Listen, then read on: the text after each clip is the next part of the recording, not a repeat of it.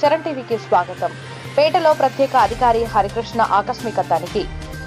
మెదక్ జిల్లా పెదశంకరంపేట మండల కేంద్రంలో పారిశుద్ధ్య సమస్యలు రాకుండా ముందు జాగ్రత్త చర్యలు తీసుకోవాలని గ్రామ కార్యదర్శి వెంకటరాములను ఆదేశించారు.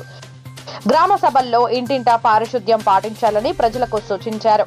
ఈ కార్యక్రమంలో తహసీల్దార్ గ్రేసీ బాయ్, వివిధ పార్టీల నాయకులు పాల్గొన్నారు. ఇప్పుడు గవర్నమెంట్ యొక్క ఆదేశాల ప్రకారంగా కలెక్టర్ గారి ఇన్స్ట్రక్షన్స్ ప్రకారంగా మనం ఏంటంటే ఇప్పుడు ప్రతి మండలంలో ప్రతి విలేజ్ లో ఏంటంటే మనకి ఇప్పుడు డెంగ్యూ ఫీవర్స్, తర్వాత మలేరియా ఫీవర్స్ ఇవన్నీ కొంచెం ఎక్కువ అయ్యే అవకాశాలు ఉన్నాయి. కాబట్టి దానికోసం కొన్ని స్పెషల్ డ్రైవ్ అంటే ఈ వ్యాధులు రాకుండా అరికట్టడం ఒకటి, అది ఏ రకంగా మనం చేయాలి, దానికోసం స్పెషల్ డ్రైవ్ అంటే ఏం చేయాలి. తర్వాత మీరు అందరూ కూడా ఏంటంటే ఫీల్డ్ సర్వే చేస్తారు.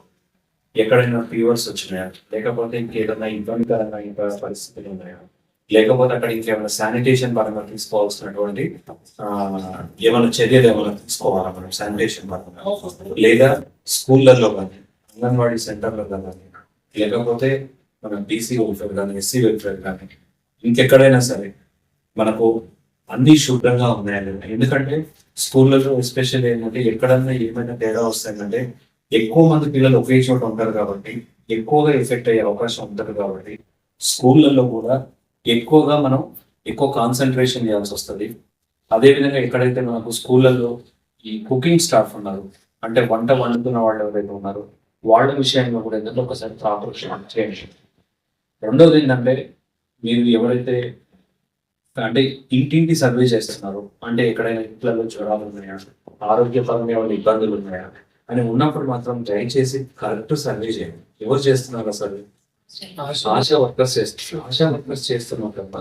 ఎందుకంటే మనకు కలెక్టర్ గారు ఇచ్చిన ఇన్స్ట్రక్షన్స్ ఏంటంటే ఎక్కడైనా ఫీవర్స్ కనుక ఒక 4, 4, 5 అంతకన్నా ఎక్కువ మంది వస్తే ఇమ్మీడియట్ గా క్యాంపులు ఏర్పాటు చేస్తున్నారు.